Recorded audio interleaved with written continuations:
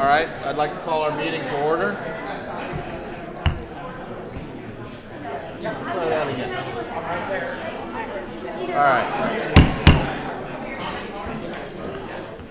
All right, good evening, everybody. I'd like to call our January meeting to order. And Pastor Capizzi, would you lead us in invocation? And Carolyn, would you lead us in the pledge?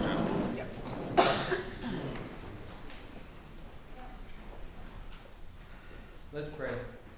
Father God, we thank you for this privilege and opportunity to gather to do the work of the city. Pray for these commissioners, the mayor, city clerk, and our city attorney, Lord, that you would just give them wisdom and discernment to process all the tasks ahead of them. Thank you, Lord, for the cooperation of all the city members and workers, and to prosper this community, move us forward. Pray that all things tonight be done decently in order. We ask this in Jesus' name. Amen. Amen. Please face the flag. I pledge allegiance To the flag of the United States of America and to the republic for which it stands, one nation, under God, indivisible, with liberty and justice for all. All right, it's the Florida flag. Come on.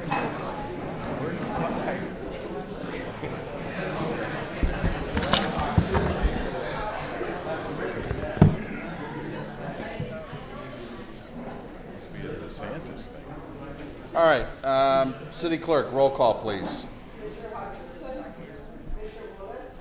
here. Here. Here. Here. All right, kick it off with a special presentation. Wayne? Even put a jacket on. How about that? Slacks. Good evening, everyone. My name is Wayne Caragino. We have a very, very special presentation tonight. A couple of years ago, we did a project, which everybody I'm sure is familiar with. It was our police station project. And it was a design-build project, which is going to be another item later on in the agenda tonight. But in this particular case, HJ High was part of the design-build team. A design-build project has a team, and the three main partners in the team are the owner, which was us, the general contractor, and the architect. So about 2 weeks ago, the American Design Build Institute had a luncheon where they presented awards, and our building and HJ High won the Design Build project for the whole state of Florida for last year. And,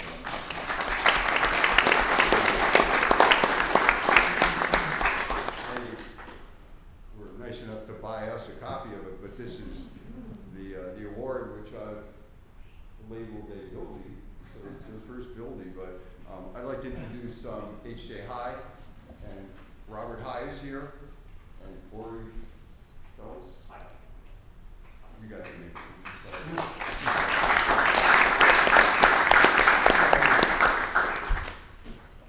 the team in a design-build team works very close together, and it was really a pleasure and a learning experience and a great experience in my life to build that structure. Scott's, I think, hopefully happy today with it. Tomorrow you'll have something you're not happy with, but that's Scott.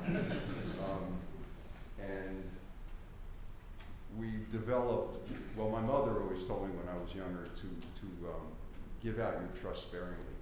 And I have to say, I always do that, but we developed a trust between each other, and we worked through every problem that came up. We worked through lots of problems that have never surfaced in the history here of the country, actually. And we came through it all. When something came up, we would look at each other and say, okay, how are we going to solve this problem? Not, yeah, I'm not paying for this, because that's like the first thing that comes up. But so I loved working with them. We got a good product out of them. They stand behind their product. To this day, we have little things coming up, and they stand behind it. I see Scott Maxim out there. Scott, am I lying? So with that, let me put their award up here, their award, and Robert, you want to say a few words? Sure. Just real quick, my name's Robert Hott, president of HA High Construction Company, here with our vice president, Lori Feitzman. We're really excited about the award, the recognition, not just in our region, but the whole state of Florida to be the project of the year. Thank you to the commission 2-3 years ago. You selected us, you didn't know who we were. Thank you especially to the staff that we work with day in and day out. It really was a pleasure. We went through COVID, we went through material logistical issues like many of our industry have done the last couple of years. But you know, construction can be difficult, but the goal sometimes is to all the time is to be better friends at the end of the project than you are at the beginning. And we're very proud of the fact that Wayne, Scott, the whole team, the whole staff, we became good friends, good relationship. We hope that building serves the city for many years to come. We appreciate being a part of it.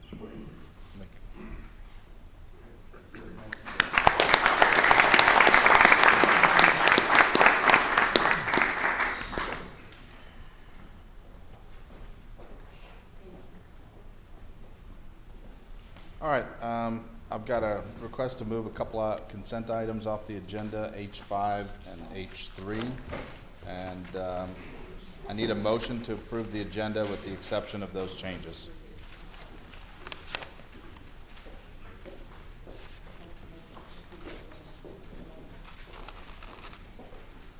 Move to approve the agenda minus H5, H3. H3 and H5, which we move to the items under I. Second. All in favor? Aye. Aye. All right, we got a plan. Public comments on items not on the agenda.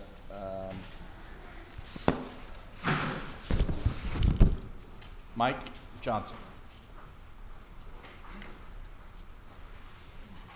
Good evening, Mike Johnson, 108 Surf Drive, Cocoa Beach.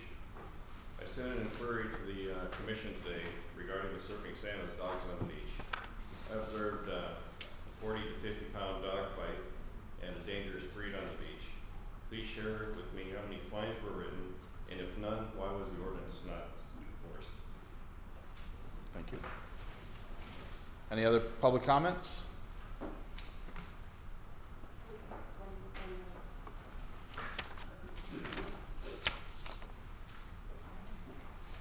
This is on the. No? Oh, I'm sorry. Yep. Yepsira Adera? Sorry if I mispronounced her name, sir. Good evening, everyone. My name is Yepsira Adera. I'm a public information officer with the U.S. Small Business Administration, working for the Office of Disaster Assistance. And I'm here today to talk about our long-term, low-interest loans that we provide for small business owners, private nonprofit organizations, homeowners, and renters. The two types of loans that we provide are the physical disaster loan and the economic injury disaster loan. The former is given to homeowners and renters in order to help them repair and replace disaster damaged real estate, and then the latter is given to business owners as working capital in order to help them meet their necessary financial obligations. Homeowners are eligible up to $200,000 to repair or replace disaster damaged real estate. Homeowners and renters are eligible for loans up to $40,000 to repair or replace disaster damaged personal property, such as clothing, furniture, appliances, vehicles, and etc. The interest rate on these loans are as low as 3.305% for businesses, 2.3% for nonprofit organizations, and 2.31% for homeowners and renters. There's a lot of benefits that we have for these loan programs. The first one being that for the first 12 months, people who take out these loans don't have to pay back. And then the second thing is that the interest rate on these loans will not start to accrue until after the first year is over. The other benefits on these loans is that individuals who are offered these loans do not have to accept it. There is no prepayment plan. And some of these loans, you can have up to 30 years to pay them back. In order to be eligible for an SBA loan, you must have repayment ability. You must have credit that is acceptable to the SBA, and you must meet the collateral obligations. The loan deadline for Hurricane Nicole is February 13, 2023 for the physical disaster loan, and September 13, 2023 for the economic injury disaster loan. So there's two ways that you can apply. You can visit a disaster recovery center that is operated by FEMA, where our customer service representatives are there to help you one-on-one finish your application. You can also visit a business recovery center where SBA representatives are there to help you also finish your application one-on-one. The other way that you can apply is by visiting our website at www.disasterloanassistance.sba.gov/ELA, or you can call our toll-free number at 1-800-659-2955 and request a paper application. Thank you very much. Thank you, sir. Any other public comments? No? Moving right along. Staff reports? Nothing this evening, Mayor, other than just Happy New Year to our residents, to those here this evening, to U.S. Commission, and just looking forward to this year, so thank you. Thank you. City Attorney? Nothing. Happy New Year. Thank you. Well, that brings us to us. City Commission. Vice Mayor Capizzi. I don't got anything to say right now, but hope you guys had a good holiday, and glad to see everybody so involved. Thanks. Commissioner Willis? Just Happy New Year, everybody, and hope you all had a good holiday, and look forward to starting this year. Thank you. Commissioner Williams? Happy New Year. I got one thing I wanted to have you guys look at and see if I could get the city manager to put on the agenda for discussion at our next meeting. It's an additional clause to special exceptions in our code, which some people have old special exceptions that they've made some, minor or substantial variations to those, to what was inked, as simple as having a 6-foot fence made allowable, and then, I'm sorry, what's the name? I'll take it. Oh, I gave you. I know, but I thought I you gave might. that. This gentleman. And then, let's say you wanted to move it back closer to your house 2 feet, now you're in violation of what was stipulated in the special exception. So this gives the latitude for an applicant that has a current special exception to at least approach the Board of Adjustment and ask for a modification to their special exception. And I'd like to, if the City Commission gives consensus, to have the city manager put it on the agenda for discussion in our next meeting. Is this item J? No, this is something completely, But is this relating to item J here? no. Item J on the agenda? No, on this paper. Yeah, that's the adding that clause at the bottom. That's what you're asking for. Yeah. Okay. It could be discussed. I think it's perfectly logical. I'm in agreement. Okay, But- can we give consensus to city manager, put it on the agenda? Well, let's hear from our other colleagues. Sounds good to me. Vice Mayor? Yeah. All right. You got a plan. Thank you. You got enough info? Yes, sir. Thank you. I think so. Commissioner Hutchinson. Happy New Year. All right, I guess I'll be last. Happy New Year, everybody. So, 10 years sitting here. It's been a while. You miss a lot. You miss time with your family. You miss important things. My son was on the Cocoa Beach basketball team. Why he chose that sport, I don't know. He's all of 5'4".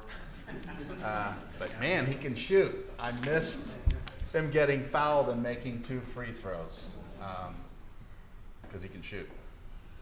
But my point is, you know, I have a lot of gray hair here from this experience. Government doesn't move fast. It takes time to vet all of our decisions. Sometimes years of public meetings, workshops, and discussions. And I think a lot can be learned from our past. I encourage us to reach out to former elected officials and former city officials. And we owe it to the residents that we make decisions based on facts and metrics, not blind emotion. There are times when we won't agree, and that's okay. It's just important that we have considered all the facts when we make our decisions. As we heard in the prior statement, polling the room of attendees is not the way to govern. And frankly, there's case law against it. We're expected to take the time to make informed decisions and to ascertain facts. We welcome all public input and discussion, but the fact remains we are the representatives of the city. We're elected to represent all of the residents in the city, even those that didn't vote for you. So I got a lot of help from one of our best and longest serving mayors, Dr. Skip Beeler, who served this community as a physician. He was the medical director of Kennedy Space Center for 22 years and mayor from 2002 to 2012. And frankly, most significantly, he led the city of what I consider the dark ages. We missed the entire economic expansion that ended in 2020. Not one significant construction project was built in Cocoa Beach. We were embroiled in litigation after litigation. Our city attorney bill was well above $300,000 a year in litigation costs. We had negative population growth, and we had to spend a decade rewriting land codes to allow some flexibility in 13% of our town. There are times when we're going to have to make tough decisions here, and people will disagree with us. But hopefully everybody's done their homework and we can arrive at the best decision for the city. And that's my wish for the new year. Thank you.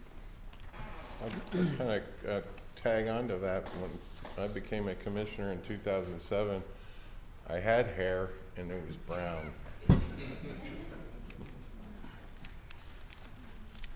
All right, so we'll move right along.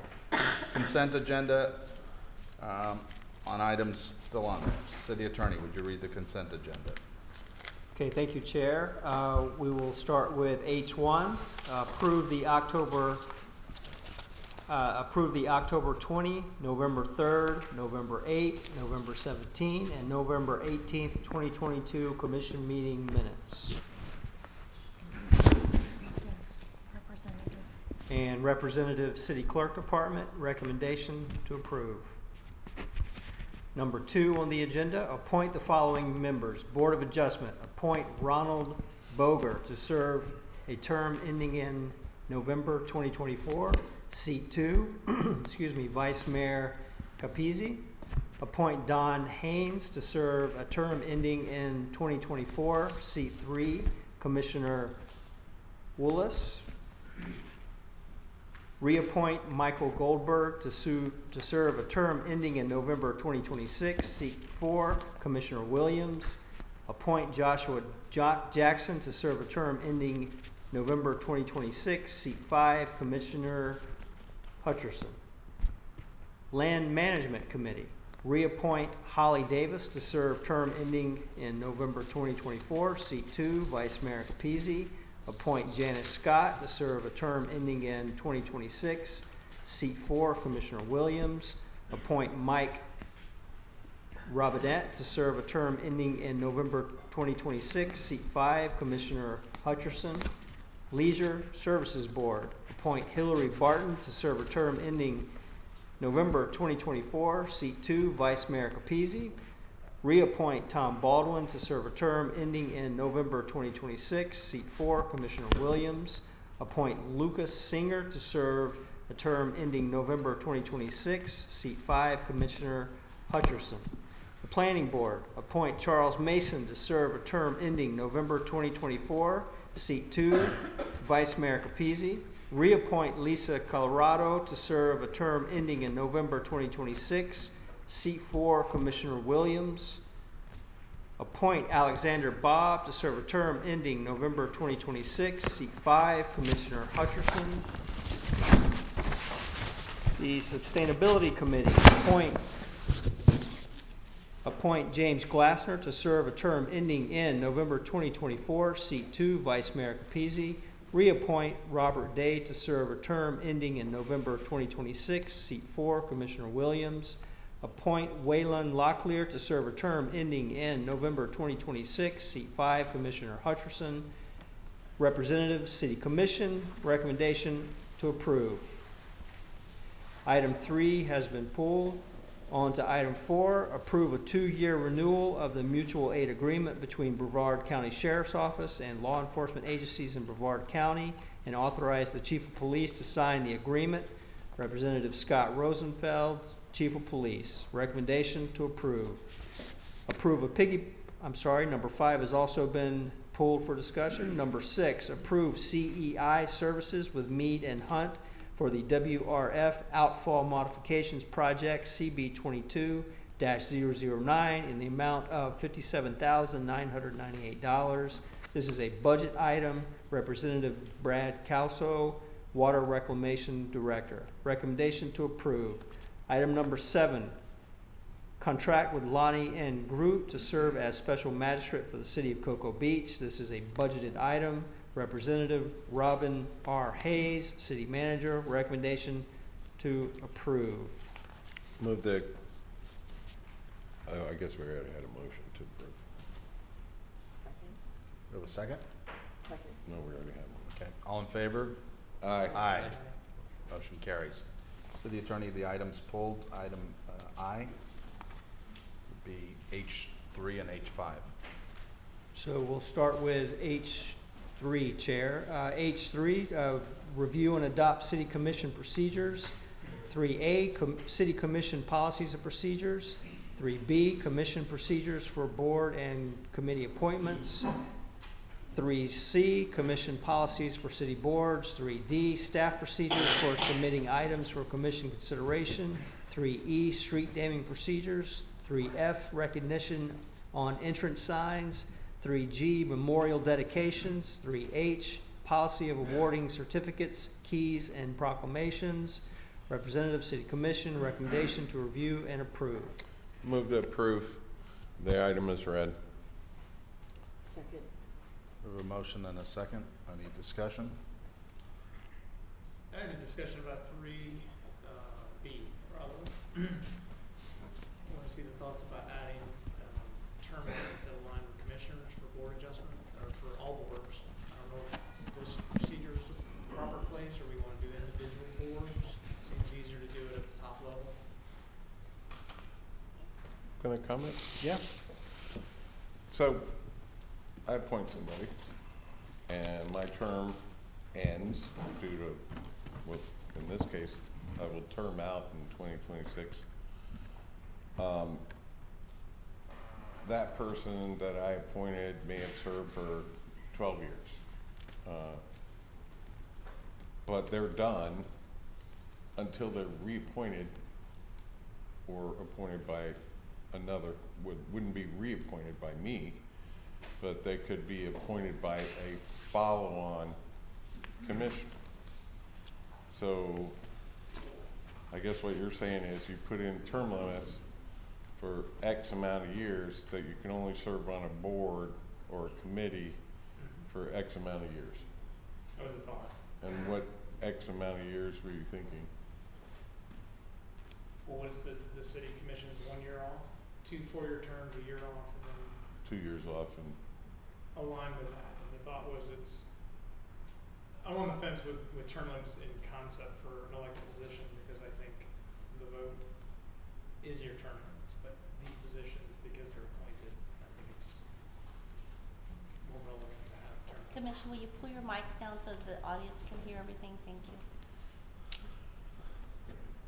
so, Jeremy, or Commissioner,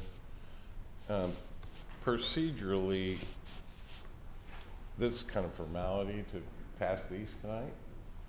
So if you wanted to come back, and Lori, correct me if I'm wrong, if you wanted to come back with something in writing of what you would like to do to change those term limits, we can change our commission procedures for board and committee appointments basically at any time. Right. Okay?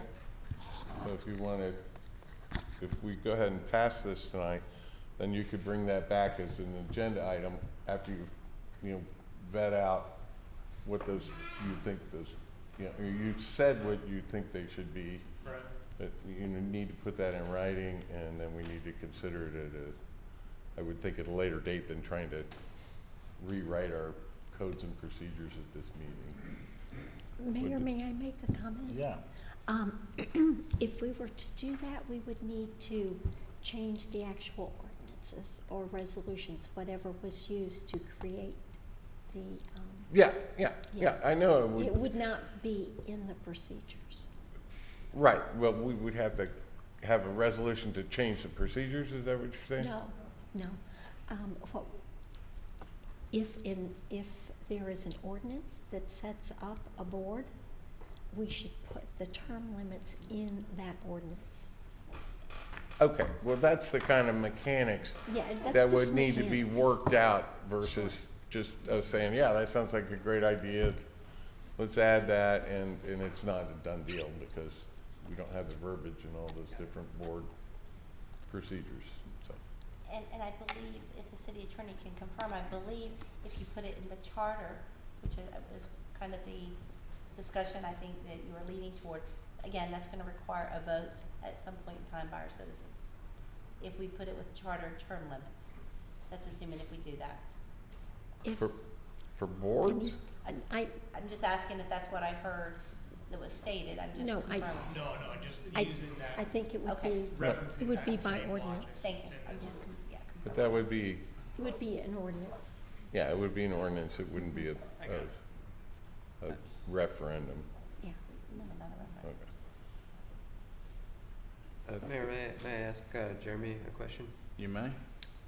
What is your concern with the thought behind the term limits? Just because, I mean, theoretically, if the guy wasn't, or girl wasn't doing a good job, when the next commission came in, they would just vote him out, put somebody else new in anyways. I don't know if it's kind of just a redundancy to even more work just to bring it up. Yeah, fair point. I mean, it was, the idea was just to align it. Somebody thought it was important enough to put in the charter to apply to commissioners who are elected. I wanted to push that one. I believe that was Mr. Mayor. Right. Apply that same intent with unelected positions. And I appreciate that, and just to chime in, I think it, I wish we had federal term limits, but that's a whole other problem we'll never resolve. But that being said, I think to your point, Vice Mayor, the outgoing commissioner, I mean, that board member is gonna have to reapply for that job again. It's not automatic that you're reappointed. The flip side of this conversation, having done this for so long, you lose a lot of historical knowledge. A lot of the decisions that government makes took a long time to make. Mayor Tumulty, you were here for a lot of these discussions. Some of this stuff has been going on for a decade or decades. So I think you might lose some of that. I understand what you're saying, and on the surface, I like term limits. I just think here, if the commissioner is going to change seats, that board member is going to have to vie for that seat anyway. So, But happy to entertain it. right, but what you're saying is you asked to put on the ballot term limits for commissioners. Yep. That can only serve 2 terms, which currently now and forevermore would be 8 years total. I can tell you, I think I'm a fast learner, but the first couple of years I was just getting in the groove of things, and then 6 years, and you just got done saying that there's a lot of historical knowledge involved, and I'm sitting up here with the most historical knowledge of a commissioner which 15 years, which is helpful for me. Well, and I got 4 more years because of the term limits, and I'm thankful for that because I get to bow out gracefully, and I don't have to have people saying, "Come on, Skip, you got to run again." You know, but now you're saying that some of the board members, they've been there 8 years, they're going to could get reappointed by a commissioner, and we need to preserve their historical knowledge versus the historical knowledge of the commissioners. So I think what Jeremy's saying is, if it's good enough for commissioners, it should be good enough for board members. Well, I guess the distinction is commissioners are voted, board members are not. Residents don't have an opportunity to vote for board members. But So some residents. if change wants to happen, it's gonna happen in the voting. Yeah, but some of the residents think some of the board members have served a bit past their prime. Go ahead. I think, I understand what you're saying, but I think in this situation, I think it should be left up to the discretion of the commissioner. If they've been serving so long and they weren't doing a good job, like you made a point, they're obviously the commissioner's not gonna put them back in. So we've seen by their past performance how they perform, and they're doing their job or not. I think it's fair to leave it up to the discretion of the commissioner. And also sometimes, I mean, lately I think we've been having a good turnout with applications, but some years we haven't. So sometimes we're short our pick of our pool of applicants for board members. So that would make it difficult too. So I'd rather myself leave it to the discretion of the commissioner and just leave it the way it is. But I appreciate you looking through it and coming up with a new idea. And the other thing I would want to point out is, if a new commissioner chooses a different board member, as was kind of alluded to earlier, if they weren't doing a good job, the new commissioner could pick somebody else. Well, it's their right to pick somebody else. It doesn't necessarily mean that that board member or committee member wasn't doing a good job. It's just that maybe they think that they were somebody that might have some fresher ideas or would be better suited for the position, not that the other committee member or board member wasn't doing a good job. Because we are fortunate in Cocoa Beach that we don't have to put a sign up like Cape Canaveral that says, "Please apply for our city boards and committees," because nobody wants to do it. We have plenty of people that want to do it, and I really appreciate the community and the citizens wanting to do that. But I don't take it personally if you don't get reappointed by a new commission member, and don't think that it means that you weren't doing a good job. Great. So we have a motion and a second. The motion is to approve. As is. Yeah, I moved it. Okay. I moved it. And Commissioner Hutchinson, you're welcome to bring it up as a formal agenda item. But at least now you know where everybody sits, because we can't talk about it. All in favor? Aye. Aye. All right, next item, H5. Thank you, Chair. This is H5, approve a piggyback contract with Raftelis Financial Consultants, Inc. to perform a comprehensive stormwater rate study for $58,180. The city budgeted $85,000 for this study. Representative Jared Francis, the city engineer, recommendation to approve. Move to approve. Second. We do have somebody that pulled a card, so Mr. Johnson.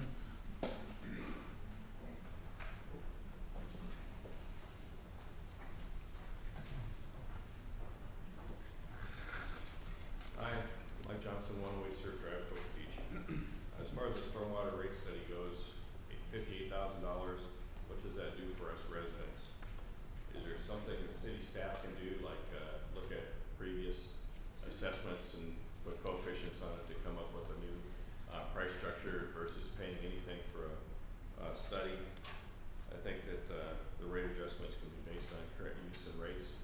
way, shape, or form. And I think it's tough to think about spending 58 grand out of the city pocket to fund this study. Thanks.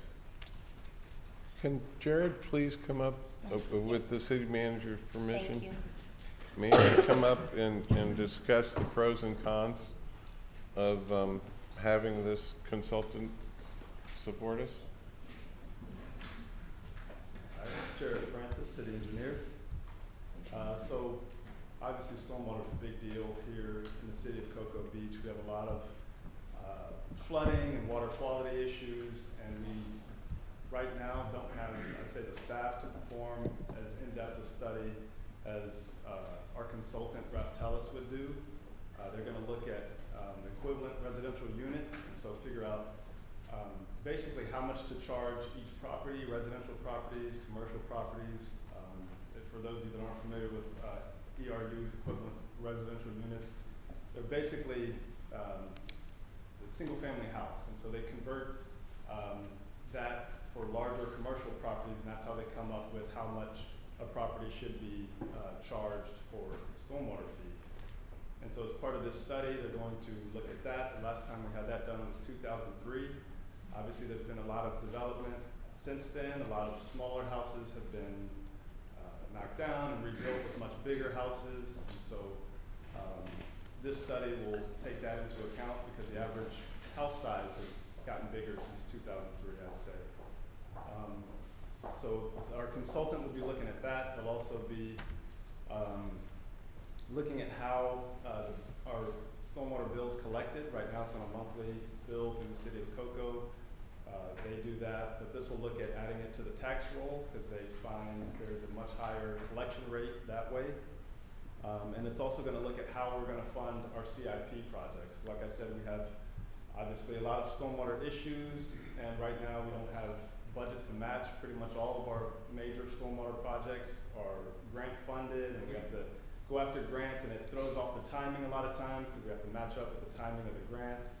And so this will come up with funding strategies to do that. And so right now, like I said, we don't have, I'd say, the in-house capacity, the time to do a study this in depth. And so that's why we are reaching out to a consultant to do that for us. So Jared, Yes, sir. so you mentioned moving it to the tax rolls so that we don't have to pay the city of Cocoa to do the add it to that bill and then transfer money back and forth and all that. It would be a one-time, once-a-year deal.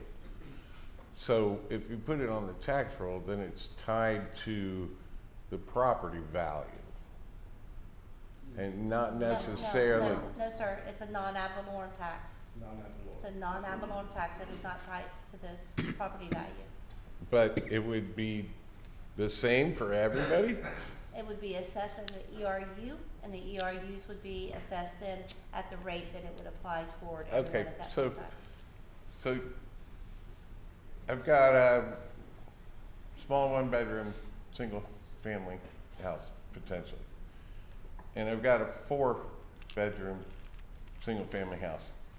ERU-wise, is that gonna be 2 different numbers on the tax bill? Wouldn't that be complicated for the tax collector to calculate the delta between somebody that has 1 bathroom and somebody that might have 2 or 3?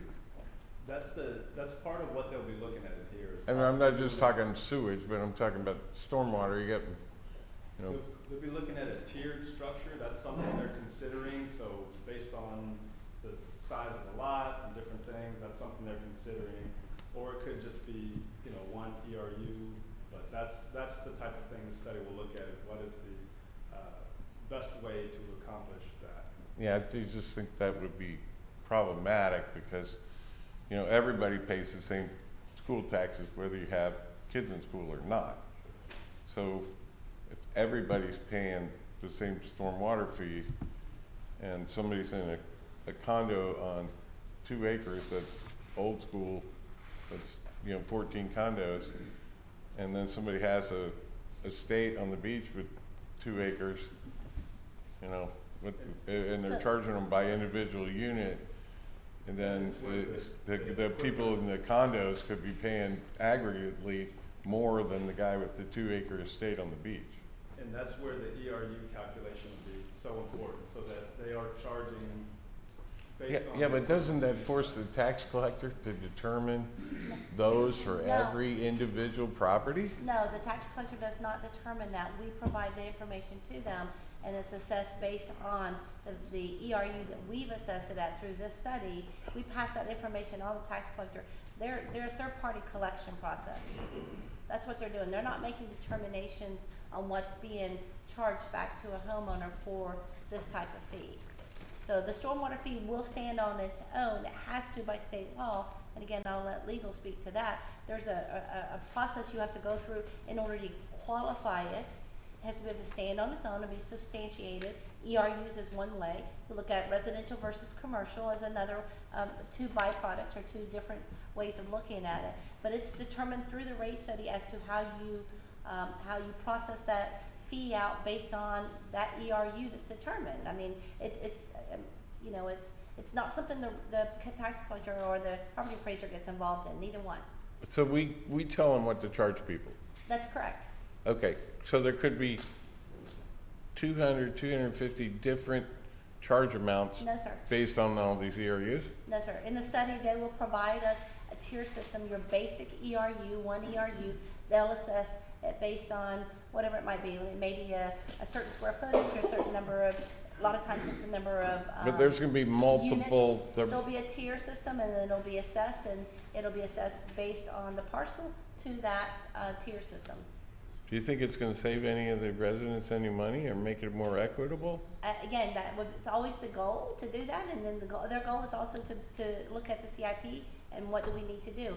It also assesses those fees for the current residents and future residents when it comes to building and improving the CIP, which is the challenge you face now, is that we're not spreading those costs associated with the projects and looking at all of our residents and our future residents more as importantly as we are current residents. Again, I've had several conversations with several homeowners, and there is some inequity right now, and I do believe this study will actually show us what we need to do, and more importantly, it'll show us what those rates should be, less or more, and that's something that'll come back to you for consideration at that point in time, along with the theory and the process.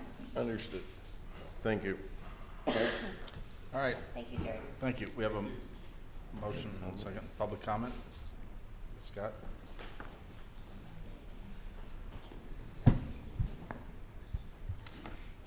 Janice Scott, Cocoa Beach. I'm not sure what an ERU stands for. I'd like someone to tell me what that acronym exactly is. And if we're going to be looking at assessing different, I'll just go residential properties differently, I would like them to consider the impact of these residential properties that are paving the entire lot. They're only supposed to be able to pave so much, but they do it on Saturday, and their permeable surface, they're getting rid of all their permeable surface. Basically, my street, they paved driveways, paved the side of the house, and all that. Some people say those pavers are permeable. They are not, and I see them coating the pavers as well. So that impacts the stormwater. So I'd like that to be taken into consideration. Thank you.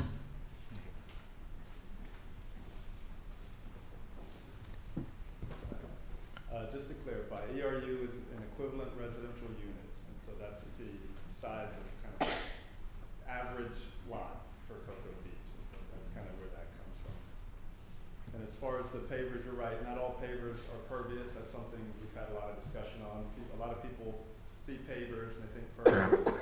Not all pavers are pervious pavers. So that is something we check on plan reviews and that sort of thing. We try to, if anyone proposes to use pervious pavers, I usually require them to submit a spec sheet showing exactly which paver they'll be using so that we can make that determination on whether it's an actual pervious paver or not. Because usually pervious paver is a little more costly and people don't typically want to do that. Thank you. All right, we have a motion and a second. Any other discussion? All in favor? Aye. All opposed? Nay. Did you Motion vote carries. nay? No. You just said nay. All right, moving right along. Unfinished business, city attorney, would you read item J1? Yes, sir. Item J1, authorize the execution of standard form of agreement between owner and design builder, AIA document A141-214 with W&J Construction for design build services for the new City Hall building and cultural green space to be built in the downtown location. Representatives Robin Hayes, city manager, Wayne Carrigino, and assistant to the city manager. Recommendation to authorize. This is a new one.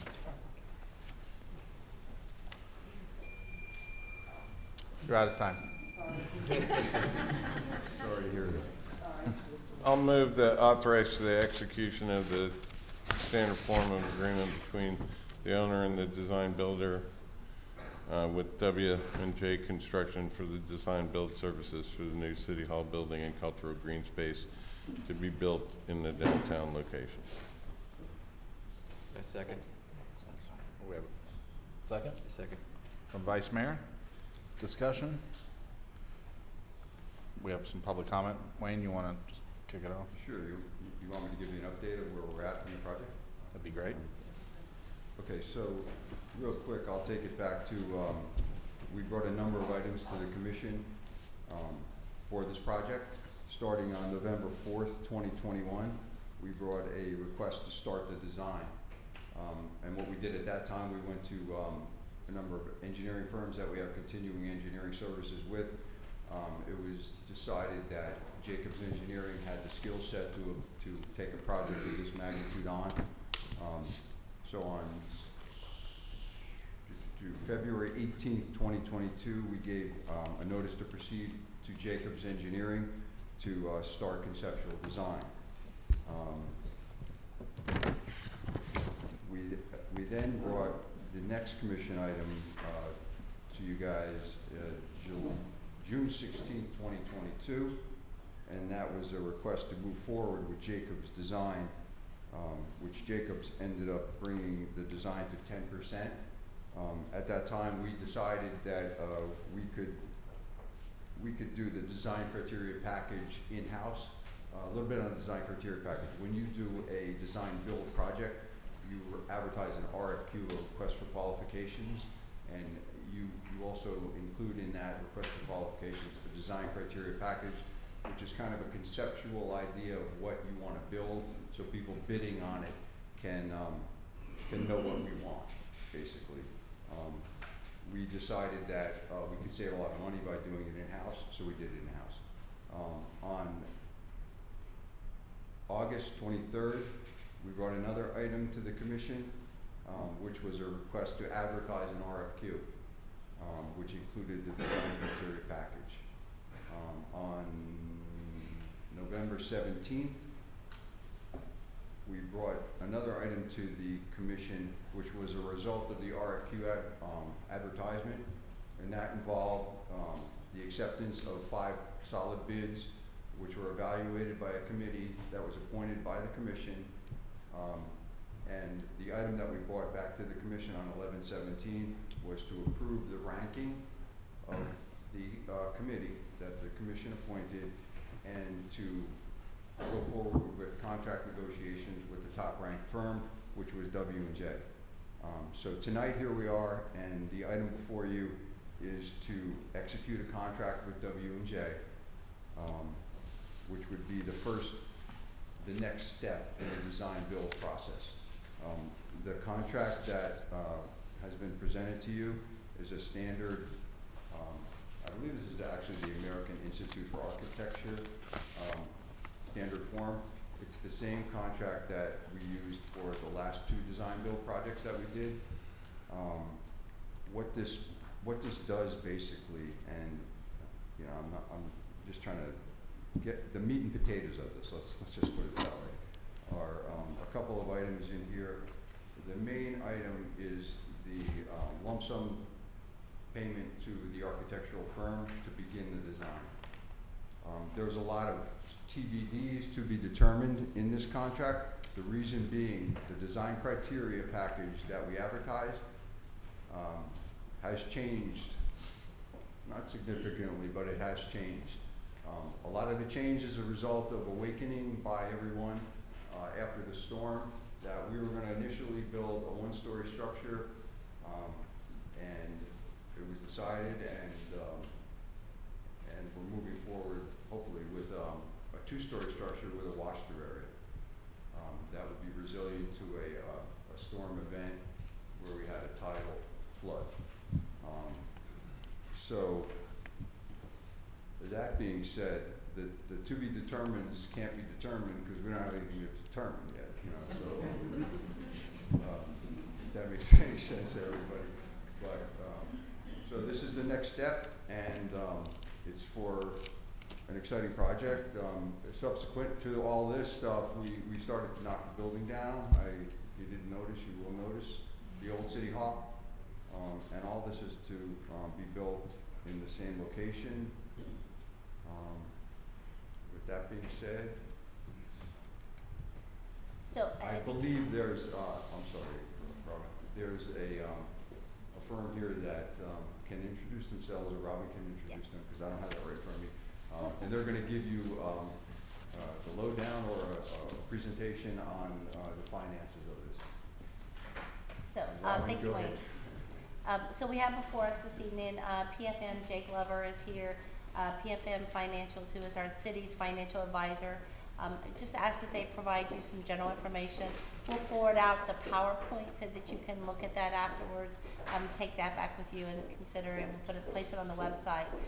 One of the things that I felt was important is just kind of give you a history of the city's debt, where we stand in debt. Jay has been with the city, I don't know how many years now, PFM? I know you've been with PFM quite some years, so. It's been about 20 years, Yeah. I would say probably 7 or 8 of that. Okay, so, so I think he has a good feel for the city of Cocoa Beach. Again, I think that it's important that we listen to the holistic approach and not just the debt where we stand, but in comparison to others. It was mentioned earlier that, a lot of factors come into play when we look at financing of City Hall. We have, through commission requirements and through commission actually setting aside funds, you have designated about $3 million in funds for the City Hall. The one story was about 4.2. It was just a coincidence. There was nothing magic about that. So beyond that, with the wash through, we do anticipate additional dollars. Couldn't tell you what those would be at this point in time. And then some of the square footage changed. So originally we looked at about 12,000 square foot facility. We've asked that they look at a total up to 20. I'm not saying that that's what we need to build, but I think we have to holistically look at the whole size, mainly because during Hurricane Nicole, as all of you know, our fire department took a hit from the storm, even a hardened facility as it was, and that's where our IT service center is. So now we have to reconsider IT, and should IT be at a new hardened area within a new city hall versus in that facility. We need to look at redundancy and how we don't lose power to both facilities, our fire department and our new city hall and our police station. Again, we ran into challenges there. We're all in one area, so one transformer was a blow up, literally a blow up. So we've got to make sure that we look forward to make sure that that doesn't happen again in the future. There's a lot of ways to get there, but I think it's just holistically, we've got to look at that big picture. There's nothing on paper yet other than what was presented during the presentations. It's up for us to decide what that building looks like, and that to just know that it's a governmental front-facing building as we look at it. So the only folks that will reside in that facility, staff-wise, will be those people that the citizens are expecting to get to. So otherwise, we would keep the other members of our staff in the other locations in which they actually currently work. So anyway, that being said, so I have asked Jay to come out here and present overall our debt, a big picture look, and just give you some comments. Please feel free. Thank you, Jay. Perfect. And again, as an introduction, Jay Glover from PFM Financial Advisors, LLC. I'm a managing director with the firm. I've been with it for 22 years, and I've worked with the city of Cocoa Beach for a number of those.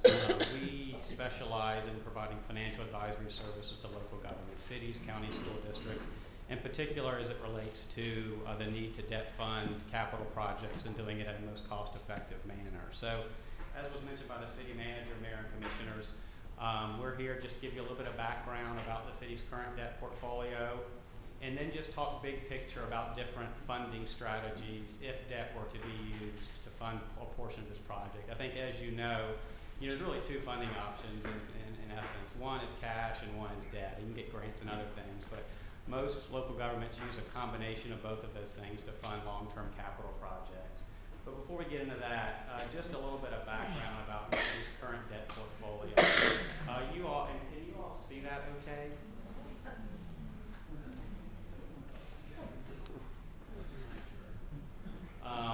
Sorry, I'm not sure I can make it much bigger than that, but I'll try to go over what's on this chart as best I can. What you'll see here is the city has 8 transactions outstanding. We break those into 3 categories. 1, governmental activity, 2, business or enterprise activity, and then CRA debt. So you'll see here, in total, the city has about $37 million worth of debt outstanding in its current moment. $21 million of that is actually related to the enterprise fund, so the wastewater enterprise, which is pretty common. So you have very little general fund debt actually. And 2 things that I'd point out on this page that you can't see that well probably is most of your debt, if not all of it, was done at very low interest rate environments. So you'll see here we have interest rates ranging from 0.35, so less than 0.5%, to your highest debt instrument that's 3.44%. And the majority of it was done at below 2%. So while we call it debt, it's obviously at very low interest rates, and when the city has had to access the capital markets, they've done it at a very advantageous time. Not only when projects were first financed, but we also generally build in call flexibility, so if interest rates decline over time, we have the ability to refinance those to save on debt service, just like you might refinance your home mortgage over time. And there is a column here, it's called call date. You can see that all of your debt, with the exception of 1 transaction, has call flexibility. So while rates are relatively low on this debt, if rates were to go even lower than this, there would be flexibility. The one exception is the 2020 wastewater loan. It had a 1.61% rate, so we put a make whole call provision in there because it's very unlikely you ever refinance that for lower interest rates, so we locked in the lowest interest rate possible on that. The next few slides will go into a little bit more detail. Again, this here is your governmental fund debt. So you have 3 transactions outstanding. They were used to fund Fire Station 51, the new police facility, as well as various energy efficiency projects, as well as a new fire truck lease that was done in 2020. In total, you have about $1 million of annual debt service payments associated with your governmental fund debt. So again, in terms of governmental fund, think general fund, you have very little debt on your books related to your general fund. And if we were to finance a portion of the City Hall project you're talking about here, that would be additional general fund debt that would be added to your portfolio. The second part of the debt, which is again the most debt, is your enterprise fund, and that was related to particular 2 SRF loans that were done, 2 SRF loans as well as 1 financing that was done, in total about $21 million worth of debt. And about $2 million worth of annual debt service. So again, like most local governments, the majority of your debt is related to enterprise funds because those types of projects are very capital intensive and have long useful lives. So generally you're financing those over a long period of time so that the ratepayers can actually pay for that over time. And in this case, all of your debt would go away in 2041, and well before that, your payments actually drop down quite significantly. So you have a tiered debt service system where debt service drops down over time. And did you have a question? I can pause. Just a clarification, Mr. Glover, thank you. Would you make the distinction, some people maybe not understand the difference between enterprise debt and general fund debt? Yeah, so general fund debt is generally paid from non-ad valorem revenues. So those are everything other than ad valorem taxes. And I'll get into the distinction between non-ad valorem and ad valorem on a different slide, but all of your debt in the general fund is paid from non-ad valorem revenues. So things like sales taxes and other things that the city collects. Enterprise fund debt is actually paid by the ratepayers of the system. So when you pay your water or your wastewater bill, the component of that actually goes to enterprise funds. So the city has the ability to raise and lower those rates to meet its demand for ongoing maintenance as well as capital projects. So the distinction really is you don't have as much control over non-ad valorem revenues that pay general fund debt, but you have a lot of control over enterprise fund debt in the sense that you can raise water and sewer rates to pay for the capital projects that might be needed. That's really the main distinction between those two types of debt. Did that help clarify? Thank you. And the final transaction was one that was done for your CRA.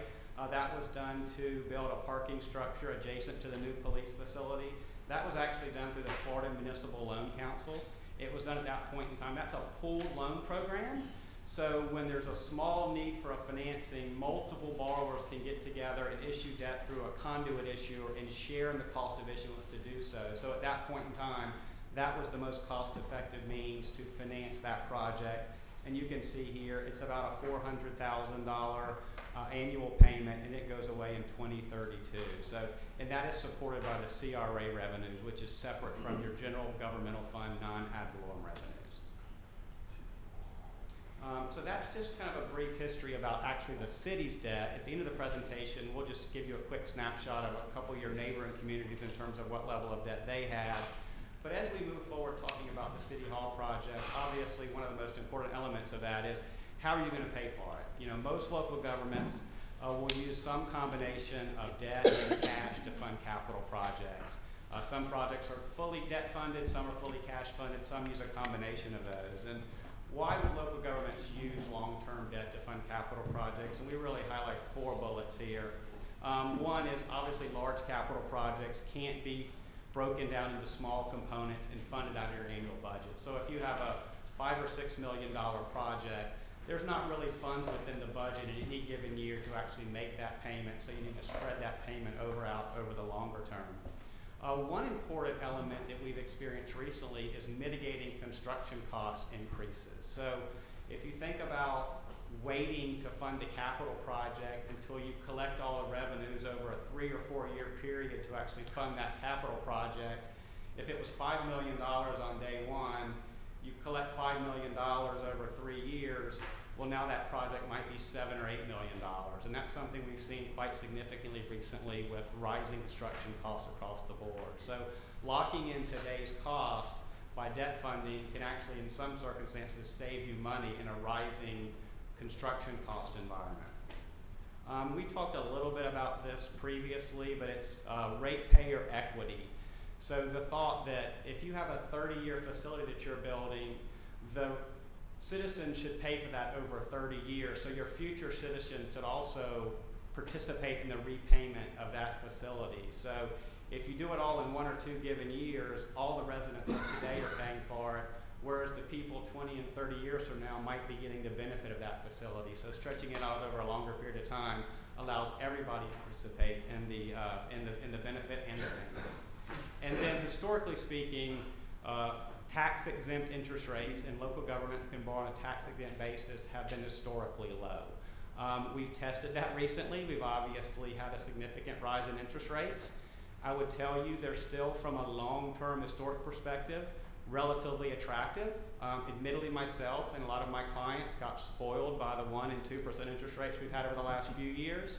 But in today's market, I think you can still borrow relatively attractive, especially over longer periods of time. And to get in the weeds a little bit, we actually have an inverted yield curve. So to borrow for 1 year is actually more expensive than it is to borrow for 20 years because 1-year rates are higher than 20-year rates. That's a phenomenon that we don't see very often.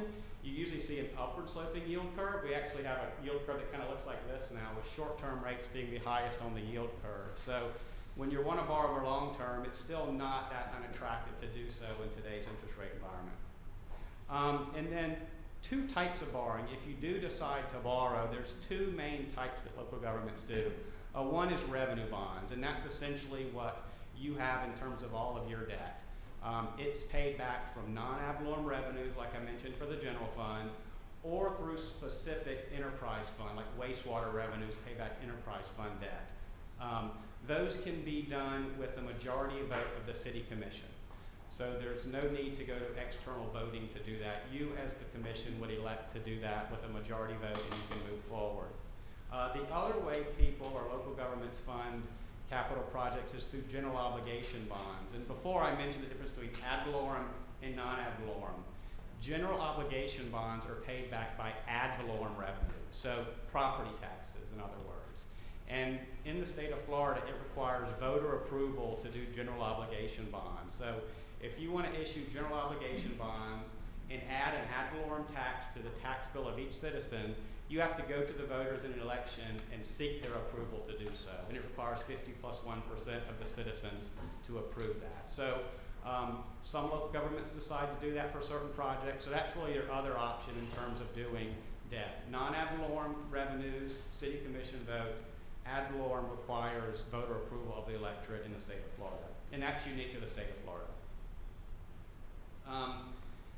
Digging down, and again, we've not run any specific scenarios related to the City Hall project, but I think this gives you a sense of what payments might be under different scenarios. And anytime we go to issue debt, there's really two tests that we have to meet. One we call legal debt capacity. So within each of your outstanding loans, there's a test that you have to meet that says your revenues exceed your debt service by a certain coverage ratio. And that's usually a pretty easy test to meet. So that's not usually very restricting. What is more restricting is what I call budget capacity. So you have to be able to fit those payments within your annual budget on a long-term basis. So that's the more restrictive test you need to meet, that you can actually budget to make the payments. And the analogy I like to use is your legal bonding capacity is sort of like your credit card limit. You know, it's probably a lot more than you can afford to pay back on an annual basis. What your budget capacity is how much can you actually afford to put on your credit card and still make your annual payments. Is kind of the way I look at it. So the budget capacity is really what we look at to make sure that not only this year can you make your payments, but within your budget moving forward, can you also fit those payments in. And I know you probably can't see this, but what this shows is $2, $3, $4, and $5 million borrowings paid back over 10, 15, and 20 years, and what the annual impact would be within your budget. And just to highlight a couple of these, for instance, if you borrowed in the bottom left corner $4 million, if you wanted to pay that back over 10 years, that would be about a $480,000 annual payment. 15 years, $360,000. 20 years, $301,000. So just like you would think, the longer you pay it back, the lower your annual payment is, but the more you pay back over time. Just like the analysis you would go through as to whether you do a 10-year mortgage, a 15-year mortgage, or a 30-year mortgage on your own home. Just a couple more slides here. If you decide to move forward with financing a portion of the project, this is really kind of the 8 steps that you would need to go through in order to do so. One, obviously at the beginning, we would need some type of direction from you as the City Commission to move forward with the process. We are going to use debt funding. And then we would work with your staff and bond counsel and the city attorney to actually go through the process of requesting bids to get the lowest cost loan provider, drafting the financing documents, bringing those back to you for consideration. Assuming it's approved, then there's a closing process. The city attorney provides an opinion, bond counsel provides an opinion. Bond counsel is a unique lawyer that gives the opinion to the lender that the loan is tax exempt, which is very important because that gets you a lower interest rate. And then at the end, there's a signing ceremony where documents are signed and then money trades hands. Generally, I would say from start to finish, that's about a 3-month process. We can do it much quicker if needed. Sometimes it gets delayed for various reasons. Excuse me. And one thing I will note here, the IRS requires you to have an expectation to spend tax-exempt proceeds within 3 years of issuance. So they don't let you borrow money today and then wait 5 years to spend it. They frown upon that. They want you to borrow the money when it's needed and spend it down expeditiously. And then the final, and I'm sorry, I guess I keep getting smaller and smaller here. I thought there might be screens in front of y'all that you all could see. This just gives you a snapshot of 3 neighboring entities and the level of debt that they have: City of Titusville, City of Satellite Beach, and City of Cape Canaveral. Each of these obviously issue debt, like most local governments, to fund capital projects. They have a variety of general fund debt, governmental fund debt. They also have SRF loans, like we mentioned, which are state loans for water and wastewater projects. But really, their debt portfolios are very common and very similar to what the city of Cocoa Beach has in terms of, you know, the amount of outstanding debt as well as the types of debt they issue. So again, this is just kind of an introduction to the portfolio, the process you would go through as y'all continue to talk about the project and figure out the most optimal funding method. But my job is, if you decide to issue debt, is to get you and develop a plan of finance to get you the lowest cost of capital possible, and also gives you flexibility in the future to not only refinance that debt, but also if in 5 or 10 years you need additional debt for another capital project, that we're not structuring something that's going to prohibit that. So that's our main job. We have a fiduciary relationship to represent you all's best interest, and that's really what we're here to do. And we have worked on all of the city's current outstanding financings, with the exception of the municipal loan council deal I mentioned. That was done through a different party. So obviously can help address any questions you all have now about the current debt, or as the process evolves, we can be a resource to you all as it relates to the debt portion of that. And with that, I'll pause and address any questions that you all might have. And sorry, that was a little longer than I expected. But. That's fine. Go ahead. So I noticed you said the current debt was like around 37 million. Last I checked on our budget, it was closer to 44 million. Did we pay off 7 million of it somewhere? I can just tell you this is what it is based on your audited financial statement. So there obviously could have, I don't know what budget we're looking at, but annually there are payments that are made. Well, last year was 42 million. This year was 44 million. City of Cocoa Beach, CFO. We issued two debt. There were two debt issues in the 2022 that go into the budget for the current year. That's what you're looking at. The fire truck. Mm-hmm. Fire truck is one, and the other one was SRF. So our actual debt is 44 million, not 37. Today, but what was presented here was based on our audited financial report, which was as of 9/30/2021. Mm-hmm. So we do have the additional debt. The one is 1.2 million for the fire truck. Mm-hmm. This year, it's still just an interest-only payment. We don't actually pay the first principal payment until 2023. And the other additional debt issue was an SRF loan for the wastewater, or the stormwater fund. Okay, and then I couldn't see what the other cities' They're debt. all of the same time period. Just to give you some context. If you could just read some of the numbers for their debt. City of Titusville, $24.1 million. This is all as of 9/30/21, and you might think, well, that's quite dated. Mm-hmm. 9/30/22 audits aren't available. They usually start coming out February, March, that Okay. time frame. Again, Titusville, $24.1 million. Cape Canaveral, $14.3 million.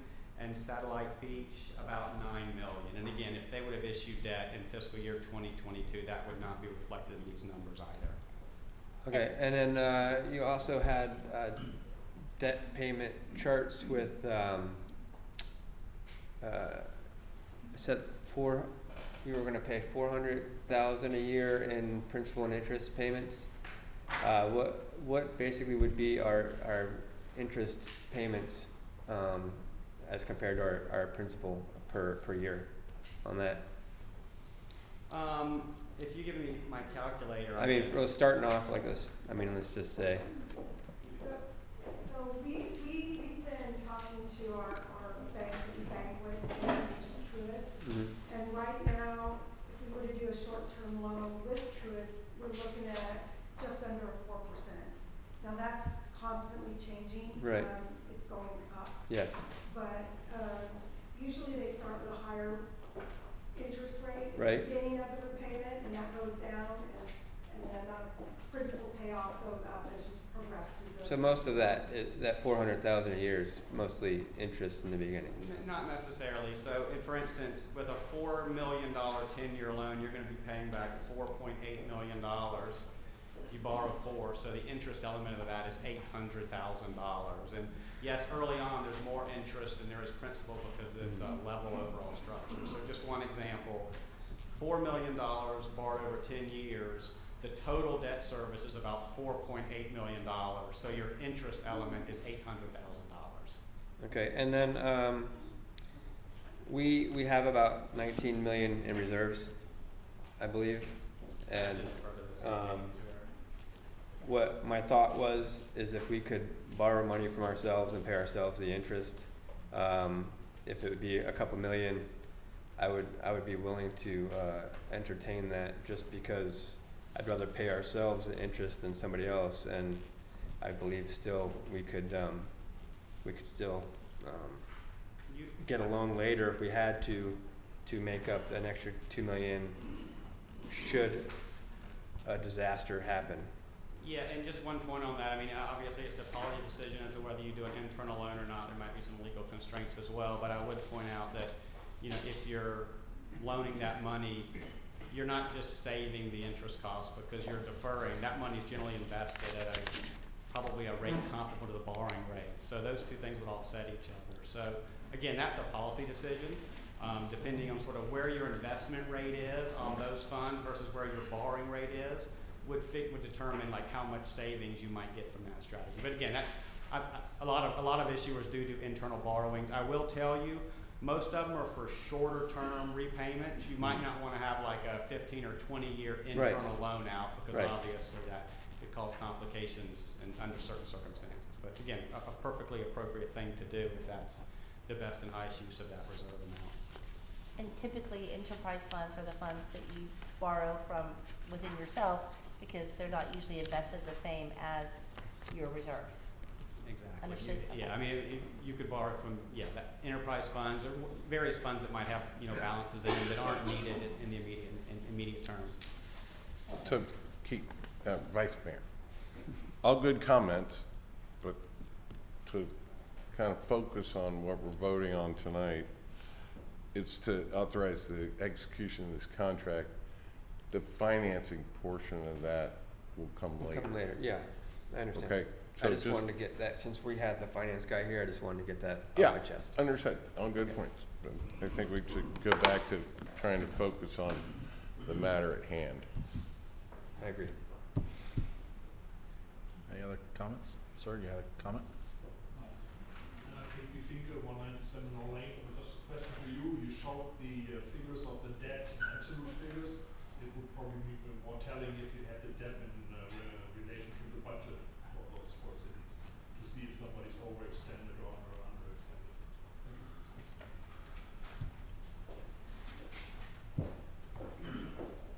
Of the cities that were actually compared, none of them are overextended. I mean, you can actually, and this is what we did, is you can go onto their websites and you can look at their budgets and you can look at their annual financial reports, and those reports are almost consistently the same. If you look at ours, if you look at theirs, the structure, the format, it's almost identical because we follow the same guidelines, right?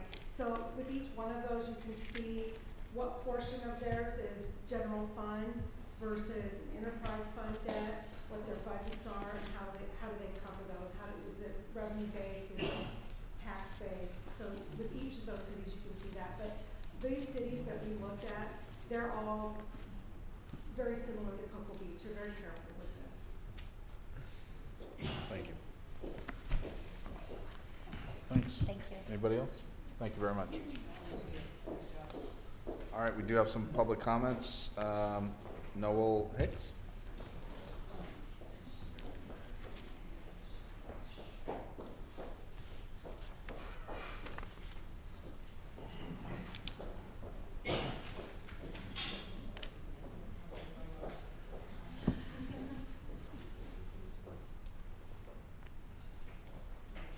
I can speak loudly. Go ahead. This is actually about the green spaces, about this project, and so I just wanted to make a comment on it.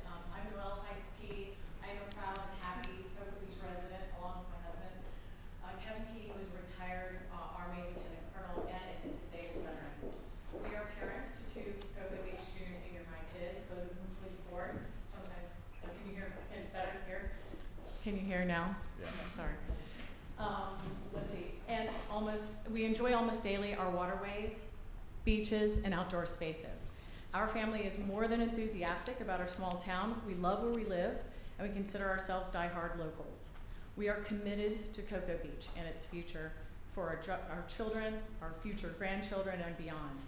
My husband and I have invested significant sums into business and commercial real estate in downtown Cocoa Beach, with an eye toward preserving the culture of our beautiful town, all while improving on the health and well-being of its citizens like us. Although it is quirky and quaint, we all want to improve on the scattershot, thoughtless downtown development of the past. While we're proud of our town's culture, we aren't proud of our derelict and crumbling buildings, flooding from too much concrete and asphalt, and crowded, minimal public walking and gathering spaces. So our town's development codes have evolved to require improved new buildings in place of derelict ones, large permeable areas to reduce flooding, and increase green spaces for our environment and well-being. All of this for private building development. The Barcelona Institute of Global Health states that green space is essential to cities. These green spaces, also encouraged by the World Health Organization, provide numerous health benefits for the environment and for people. Lower premature mortality, longer life expectancy, fewer mental health problems, less cardiovascular disease, better cognitive functioning in children and the elderly, and healthier babies. Add to those benefits the reduction in flooding, pollution, heat, and noise levels, and we can see why new development codes require the addition of green spaces wherever we can in our Cocoa Beach downtown. Our family is a proponent of these improvements, and we spend extra investment money in our private enterprise to make Cocoa Beach better, including added green spaces. It should be the same story for public million development as well. We expect to contribute and gain benefit from building and green space development orchestrated by the city of Cocoa Beach, with that same eye toward improving the health and welfare of our citizens and the environment where they live. We are in full support of this item on the agenda for today's commission meeting. Thank you very much for letting me speak. Thank you. Dr. Herron? In the interest of time, I retract my request to speak. God bless you. Mr. Anderson? Thank you, John. Rick Anderson, 1800 Minuteman Causeway. I have no idea how to follow all of that up. I am excited about the idea of a new city hall. I think it's vital. It's like the third leg of the police station, the fire station, and our municipal offices are just going to be top notch. And I think that's wonderful. But in addition to what the young lady said on the green space, I take a little different point of view on that. I believe that a downtown green space common is vital to the lifeblood of any downtown. I believe that we need a public gathering space, and our downtown, it just doesn't have anything like that. And I just very much in favor of the green space for that reason, because every successful downtown, every vital downtown anywhere, a public common is absolutely the centerpiece of it. So I absolutely hope that that's included in it. Thank you. Any other public comments? Nope. All right, well, Skip, I think you've been here the longest, sir. It's, the needs assessment came out in 2004. 2007, we had an ADG presentation that said these three buildings were gonna cost us $26 million. Now ADG is like the wheel of fortune of design firms. It's out of Winter Park, out of our budget. The three aggregate totals that we're looking at is less than that today in 2023. So I think we've done a pretty good job of navigating to get us to this point. Yeah, and you know, when I came on board in 2007, it was the Taj Mahal and everything all connected, police, fire, city hall, everything. The big price tag that the mayor was talking about, and you know, everybody in Cocoa Beach is, you know, into fitness, but there was no way to fit this big Taj Mahal in her mouth at the same time. So over my term here as a commissioner, we had to eat that cookie in 3 bites. You know, we bit off the fire station because the old fire station was basically falling into creating its own sinkhole over there across the street. Well, the city manager fell through the floor. Yeah. Literally. And then, you know, nothing says safety and security for downtown than a nice stellar police station, which was badly needed also to meet all the current accreditation requirements and security requirements. And I'm sorry for the City Hall employees that we had to wait till last for the City Hall. But I'm looking forward to, you know, getting that done and seeing it done. And just to, yeah, I'm gonna be nostalgic, going back to 2012 when we engaged the Zykovich architect design firm to give us the plan. This wasn't haphazard, this just didn't happen overnight. There's nearly 20 years of planning that went into this thought and iterations of where we were gonna put things and discussions and workshops and whatnot. And the interesting thing, you know, the CRA debt, the only debt we have is that parking garage. There was a estimate done by Zykovich for what the valuation in that area was going to be after we did the parking garage. They assumed the taxable values by 21 would be 168 million. Well, here we are, 21 audited financials, our CRA values of 228 million. They've gone up over $100 million because of that parking project. It has changed the entire town. It allowed all these restaurants that weren't there before because they would have never met the parking requirements. For every table, you have to have 2 spaces. The Tiny Turtle, all these places we enjoy would not exist if we hadn't taken this step. I mean, to get outdoor dining at Heidi's, you would have thought we were doing cold fusion. I mean, it was just crazy. So, you know, come on, no, we got to keep moving forward. I think we have a motion and a second. Yep. All in favor? Aye. All opposed? Motion carries 4-1. Can I make a comment about the green space in City Hall myself? What, I'm sorry, I didn't. May I make a comment about the green Is space? it, in is City it Hall about myself? what, how we're gonna do it in the future? Because if it is, we'll be chatting about I that just, in the future. I mean, just a common misconception is I'm actually for a nice green space and a nice city hall, and I think if we're gonna do it, we need to do it right. We need to have all the stuff that we need. I believe that we should have you know, the water features for the kids to play in. You know, I believe that we should do it right if we're gonna do it, but I do wanna make sure that we fund it. TBD, it's coming. All right, motion carries. Next item. K1, sorry. City Attorney? Okay, this is item number K, new business. Item number 1, adopt ordinance number 1674, first reading. An ordinance of the City of Cocoa Beach, Florida, amending Chapter 6.5 of the Code of Ordinances, Beaches and Parks, adding a new Article 6, prohibiting smoking to the extent permitted by Florida Statute Section 386.289 and city parks, but not including the Ocean Beach, providing for enforcement, penalties, conflicts, severability, and an effective date. Representative Lard McLean, Leisure Services Director, recommendation to approve. Move to discuss ordinance 1674. Second. Go ahead. Well, the title that was just read doesn't really give all the details.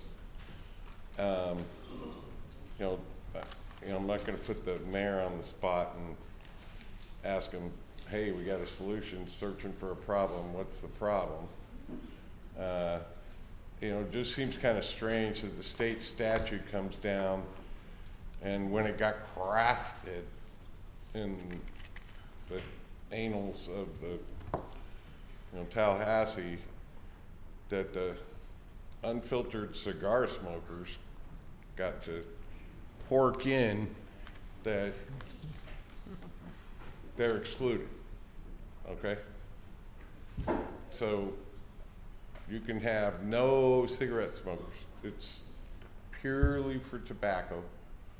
It doesn't ban vaping, even if it's nicotine, even because it says tobacco.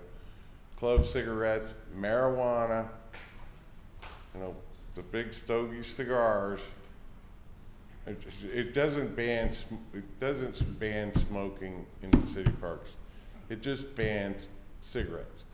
So if the problem that the solution is trying to solve is to keep people from throwing their cigarette butts all over the place, that's, you know, irresponsible smoking if you do that, and same as irresponsible drinkers that drink too much and drive. You know, hard to enforce. We're asking our per the details of this, we're going to ask our police and our code enforcement people to enforce this. As the problem that we don't want to have people smoking around, like let's say Ramp Road, where people are smoking and there's little kids fishing, and they're saying to their parents, you know, what's that, and being a bad influence on kids. Okay, there's probably more people that smoke cigarettes than there are people that smoke the big stogie cigars, but probably aren't more than vape nowadays. I mean, compared to 30 years ago, there's probably 60% less smokers now than there was then. So, you know, we got a solution looking for a problem. You know, there's plenty of caveats. You know, and it doesn't include, and it doesn't tell you in this little title that we're talking about. It says of the city code, beaches, parks. It doesn't include anything on the beach.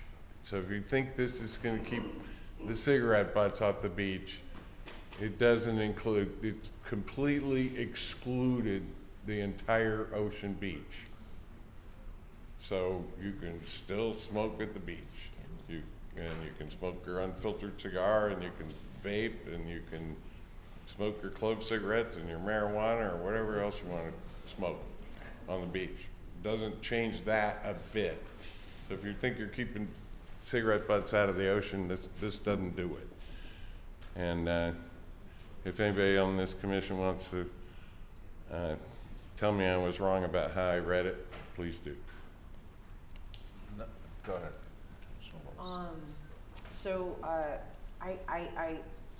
I appreciate the sentiment of this this ordinance. I know we're trying to control litter from the smoking, from the butts, but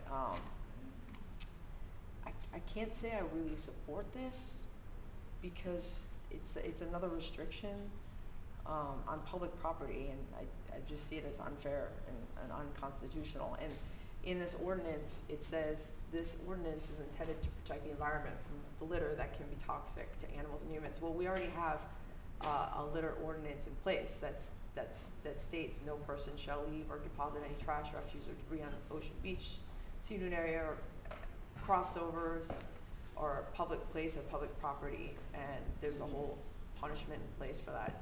So I see that we can attack this problem that they're stating in the ordinance. That way, we already have a littering ordinance in place. So I don't see this as necessary. I see it as an unnecessary restriction on public property. I mean, if this is what we're putting, where is it going to stop? Are we going to not be allowed to eat eventually? You know, maybe that's a little too far, but I'm just that's my point. So I can't say I support this this ordinance. Mayor, may I? Yeah. I agree with you. I don't like government regulation. I don't want to be over-regulated. I think that should be a personal a personal responsibility to clean up after yourself. I think smoking outside is a right that everybody should be able to enjoy if they want. I never have, and I do not smoke myself. But if I did, I would not want to be told that I couldn't smoke a cigarette outside in my park. So I'm not really in support of this. I would be in support of limiting the amount of smoke shops we have in town though. I think that's getting out of control. But I don't support this. Commissioner? So what Jim painted procedurally, this memo that came out, is this not part of it formally? This says it's, that they would extend that to the beach? Is that just FYI, or is that? That's from the Sustainability Committee? Yeah, that's just from the This is an sustainability. office memorandum? So it's not part of this, because you made the point that it doesn't apply to the beach. This is just. That's right, it's just FYI. their way they wanted to express their thoughts to this particular ordinance, or proposed ordinance. Yeah, I don't think we're allowed to expand it to the beach. We are. Oh. It's a park, as defined by Florida statutes in June of 2022. Then can I ask the author of the ordinance why the Ocean Beach was excluded? Again, this was what was presented through League of Cities as one of the most recent changes to the legislation, and we processed it on as one of the ones that was being considered. I want to say I was asked to look at it maybe back in 6 months ago. So at the least, League of back last Cities summer. recommends excluding the Ocean Beach? No, they recommended just the no smoking ordinance. That's all they recommended. Sorry, sir. So how did the exclusion of the Ocean Beach end up in this ordinance? Actually, I drafted it with the Ocean Beach, and then I was asked to remove that, so And who I don't- asked you to remove that? Larry, do you know? Okay. I was just told to do the parks. Yeah, so we'll have to find out Okay. on the beach. I don't know that. Yeah, because technically in Cocoa Beach, the Ocean Beach is a park. So, because it's the Ocean Beach Park. Yeah, So I included it so in it's a double, when- it's a when- double standard. I wouldn't, I'm when- not gonna support it on the beach either, but I guess Yeah. if the storms aren't, I mean, I could see it more on the beach than the park. storms are digging up cigarette butts from 20 years ago. There's always gonna be cigarette butts on the beach. Well, Exactly. well, Mr. Hutchinson, did you have any other comments? No, I think it's a problem looking for a solution, or a solution looking for a problem.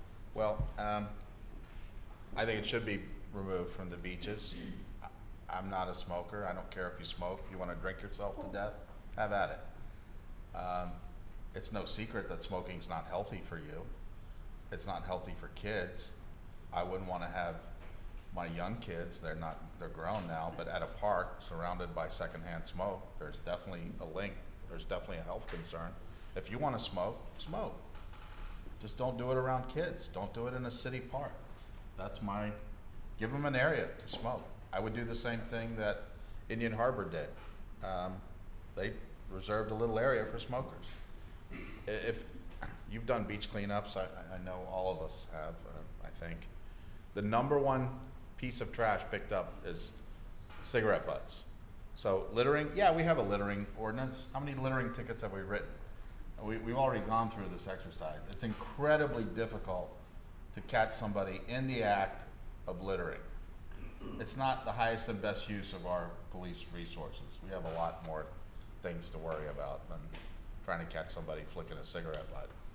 But I assure you, you can go on any of the beach end stub streets and you will find it littered. And there's a garbage can right there.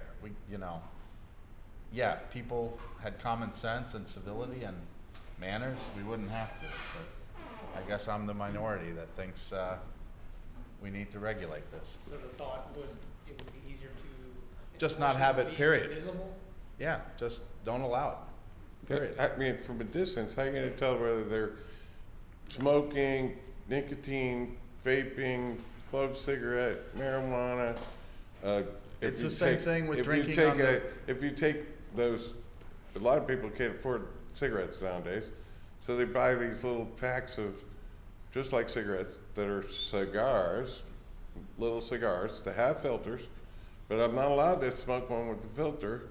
So to be an unfiltered cigar, I just tear the filter off, throw it on the ground, and now I'm legal to smoke my unfiltered cigar. You know,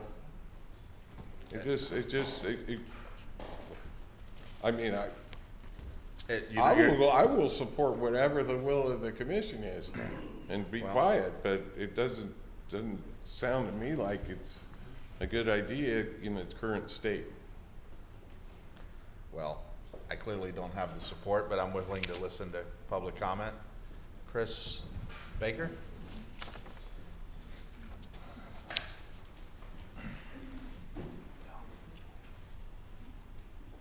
Hello, everybody.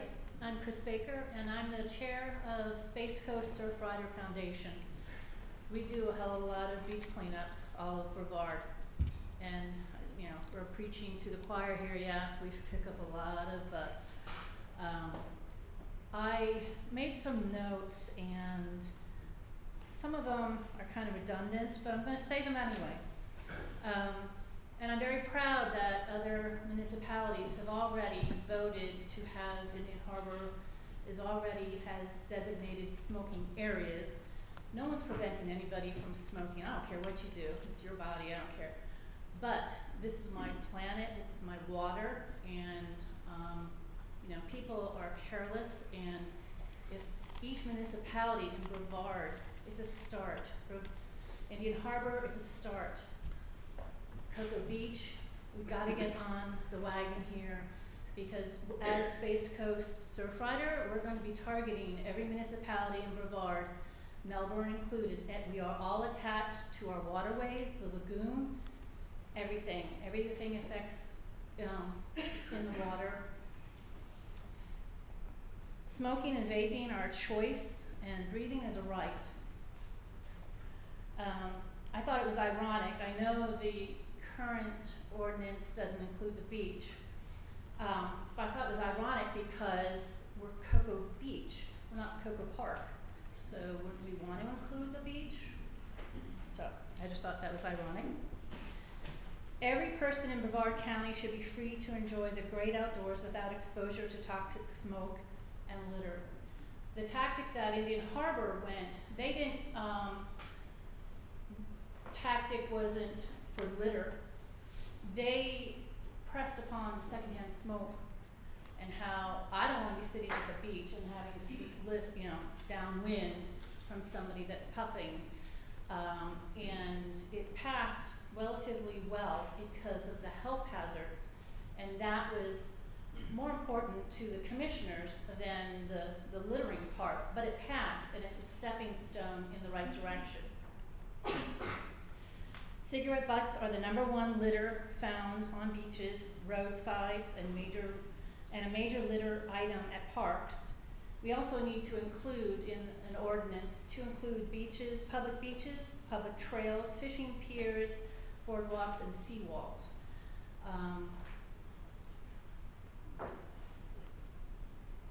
And you know already, discarded cigarette butts are a non-biodegradable form of litter which can take decades to break down. We all know that. But it's time we start to do something about that. And I'm just going to wrap this up. Every person in Brevard County should be free to enjoy the great outdoors. Thank you. Thank you. Dr. Herron?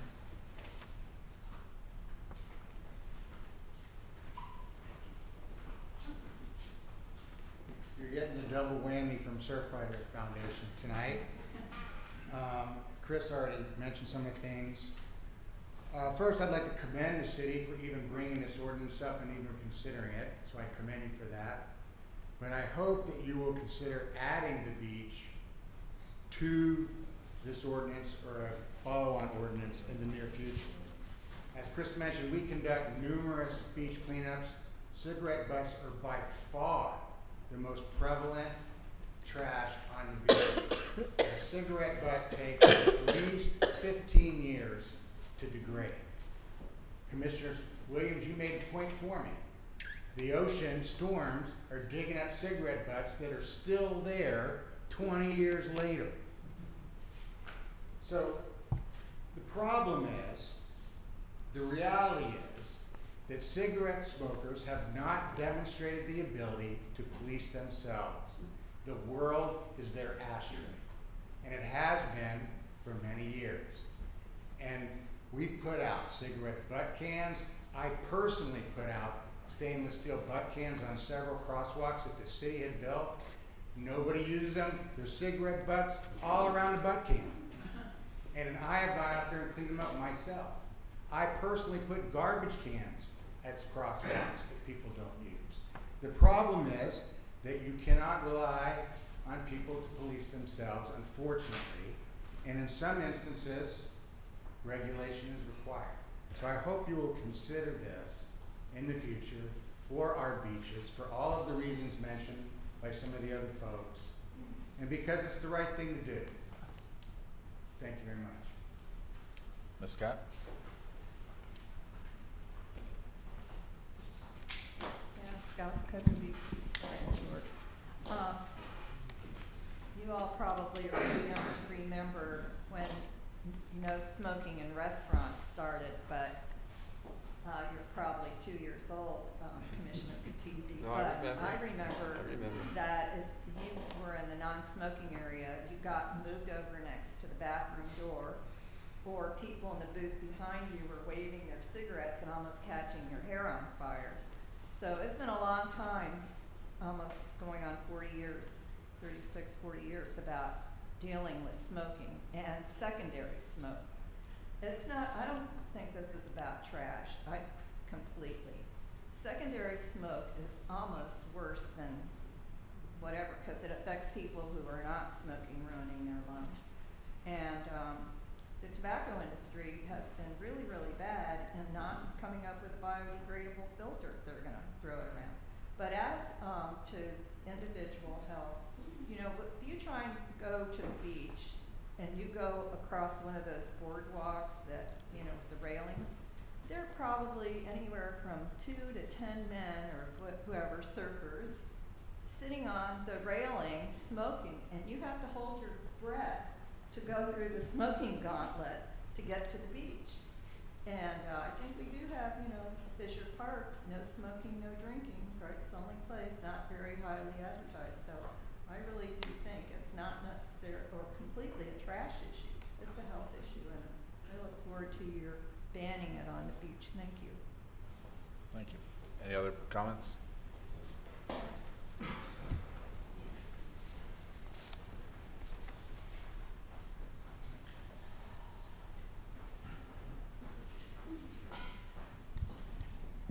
Mike Johnson, 108 Surf Drive, Cocoa Beach.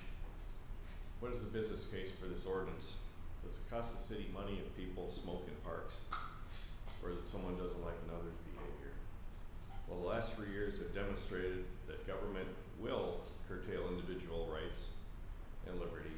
I don't think that the use of these ordinances to curtail individual rights and liberty are worthwhile. I see now that it's a total littering issue, and you know, that's a different issue than smoking anywhere. Many years ago when you banned glass on the beach, I was here to say it isn't the glass on the beach that's a problem, it's the broken glass on the beach that's a problem. You know, there's just some things you just can't do, and you know, I'm still not a fan of the glass on the beach ban. I don't smoke, I don't drink glass on the beach, I don't bring glass on the beach. I know better than that. But if this is a litter issue, call it a litter issue, but don't cover it up with, this is a ban on smoking. So I hope that you guys all vote no on this thing, because it just seems like a personal liberty issue versus any other issue. Save our liberty. It starts right here. Any other public comments? All right. Hearing none. Can I say something? Sorry. Yeah. I would be more open to banning it on the beach rather than the parks. I mean, I think I grew up surfing these beaches my whole life. I mean, I've been surfing for 40 years in Cocoa Beach, and from as early as I can remember, the beach sand used to smell like cigarettes, and it was terrible. And I think that the major issue is the beach, not as much as the parks. I mean, I see more butts on the beach than I see in any park, but for me, as it reads now, I still feel the same.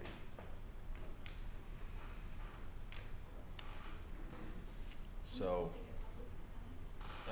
we have Another public. Another public comment? How about it? And then we'll close out public comment. I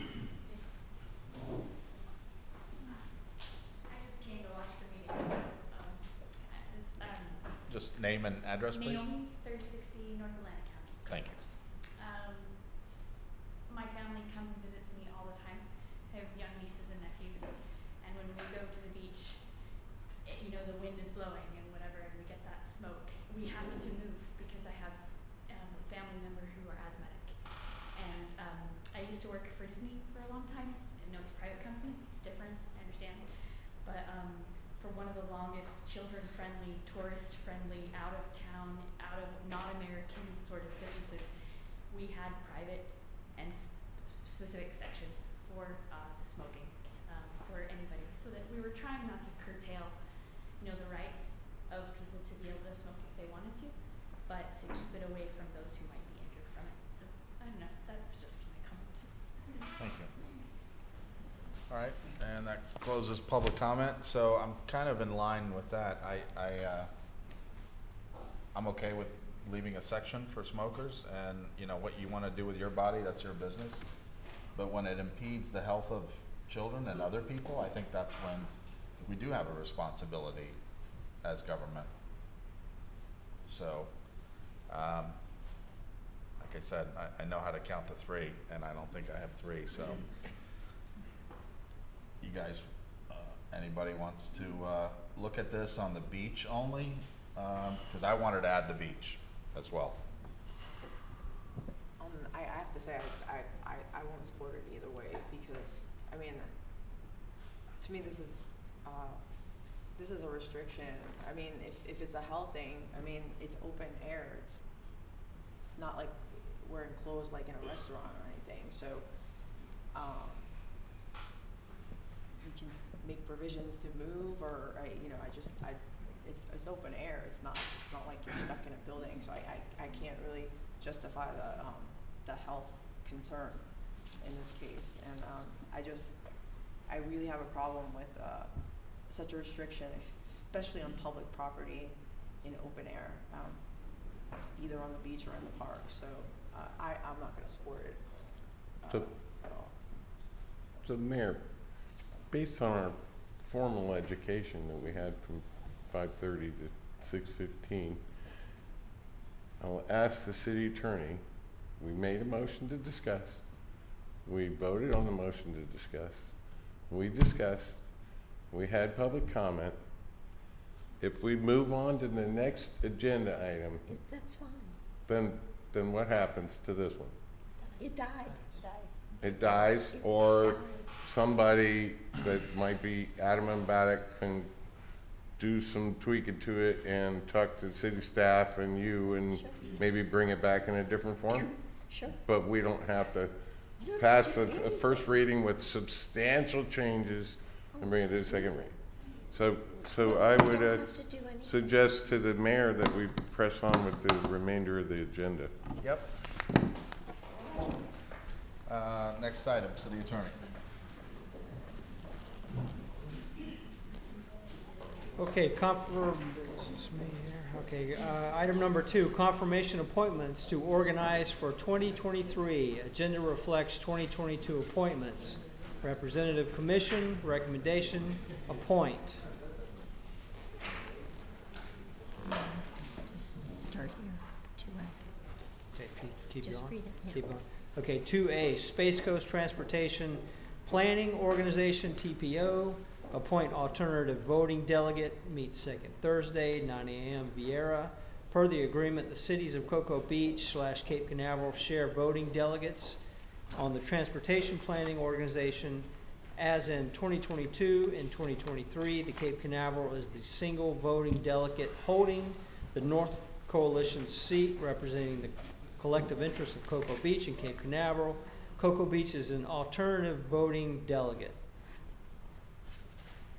2022 Cocoa Beach Alternative Voting Delegate, Commissioner Williams. 2022 Cocoa Beach Citizen Representative, Tony Sasso.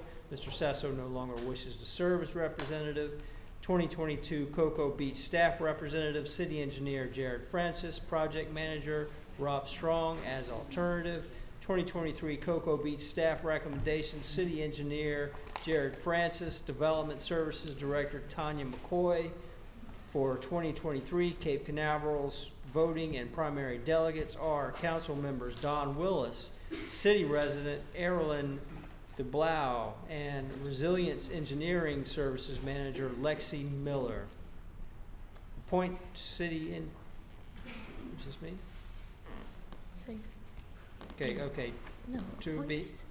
appoint city engineer Francis and Development Services Director Rhea McCoy. My apologies. 2B, Brevard. Wait, we gotta go through these. do that. We'll go through, can we go through these one at a time? We may. Okay, so I've been on Space Coast TPO for my entire run here. If somebody else has a hankering to do that, I'm willing to give it up. If not, I'm willing to serve.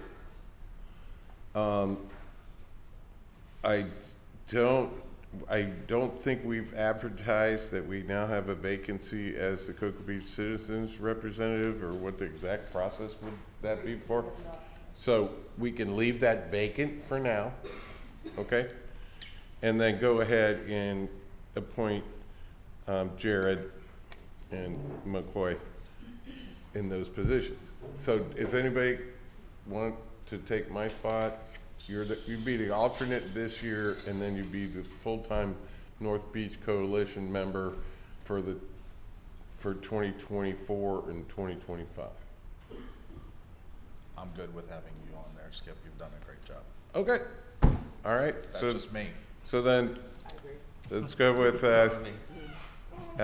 confirm. I would like to confirm appointments 2A and leave the 2022 the citizens representative vacant until we find a suitable or a voluntary replacement. And we can go by head nod, or we got to vote? Set 'em. Should vote. Okay, so that's where we're at with 2A. All right.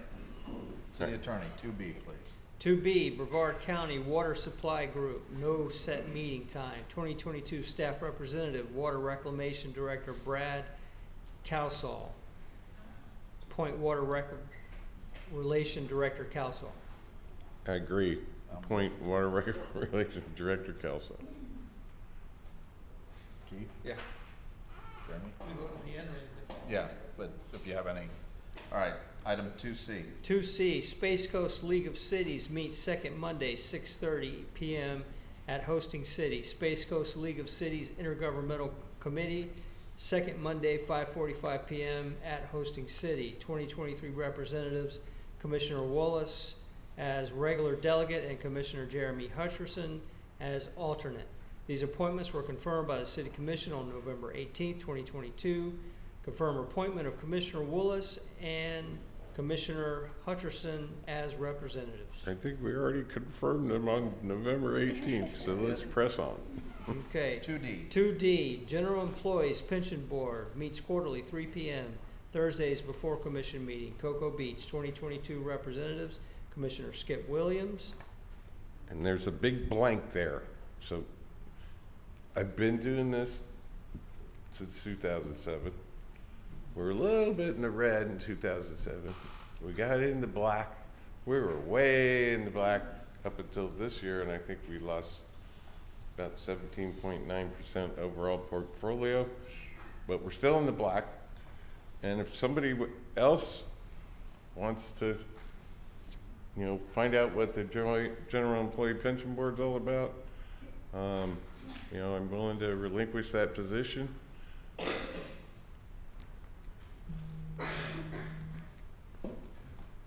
I'm good with you on there, Skip. Okay, I'll keep doing it. Don't blame me if we end up in red. Just put it all in Bitcoin, Skip. You'll be fine. No, that would have been a real big mistake. Sir, go on. Okay. That was a joke, by the way. Item number 2E, Cocoa Beach Art Show, 2022 Representative Commissioner Ed Martinez. I want to appoint Keith. I'm good with that. what do I do? You'll find out. You get to draw. Go talk to Tim. I'm willing to look into it. No, you get it, and then you have to try to bow out gracefully. You're signing up. Then you have to try to bow out gracefully if you don't want to do it after you find out what it's all about. All right. I like art. It's only a few months out of the year. All right, It's all right. not a year-long Pencil thing. them in. All right. Moving right along. 2F. Okay, 2F, St. John's River Water Management District meets as needed. 2022 staff representative Wayne Carriagino, my apologies, projects and contracts manager, appoint assistant to city manager Carriagino. Yep, we're good with that one. Next. Okay, next, 2G, Canal Port Authority meets usually the third Wednesday of the month, 9 a.m. 2022 representative, Commissioner Carol Ann Willis, appoint Commissioner blank. Carolyn, you good with serving on that? Still good? Yeah. I'm good with having you on there. Cool. All right. Next one. Okay, 2H, Economic Development Commission, EDC, 2022 representatives Mark Malik and Commissioner Ed Martinez as alternative, appoint Commissioner blank. I'm good with it. We just need another alternate. Come Who on. would like to serve Come on on. Hutcherson just volunteered. the Economic Development Commission? Yeah, what's that? It's the business engine for the county. Jeremy just volunteered.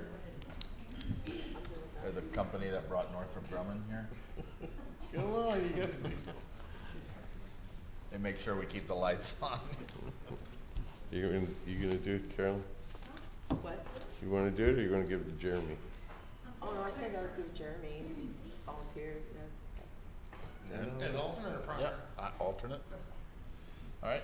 Okay. And last one. Last one, 2I, Cocoa Beach Main Street, 2022 representatives, Commissioner Ed Martinez, 2022 staff representative, Marketing Director, and CRA Administrator Melissa Byron. Appoint Commissioner blank. I'll do I that. guess, well, I guess it kind of goes in line with the art Yeah. stuff, so Yes. I'll go with that. All right. Okay, then who's gonna be, okay, we'll go with Keith as the commission representative. And, city manager, who would you recommend for the staff representative? That will be city manager at this point in time. You? Yes, sir. Okay. We got that? All right. Everybody? All right, I move to approve all the things we just talked about, and that Lori That's wrote. some formal Robert's Rules of Order. That Lori wrote down so diligently that we're not gonna get in legal hassle about by not doing it according to what we learned earlier. I'll second. Any discussion? All in favor? Aye. Aye. Last, general public comment on anything.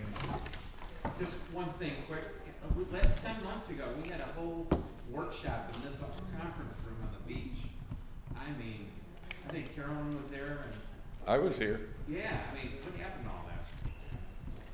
So we rolled a lot of the items that were part of the report into the budget. Several of the items, we had the, I'm trying to think of his name, the gentleman's name who came before commission and gave the report. So I can give you some of the information. There's some of it outstanding. The only reason I still. brought it up, I know smoking was a major issue as part of it, and so was drinking at the time. So it was all part of the workshop, so whatever the results were. We rolled in some of the items, like the budgetary items, into the budget because that was the first step. So it'll have to come back before commission. Thank you. All right.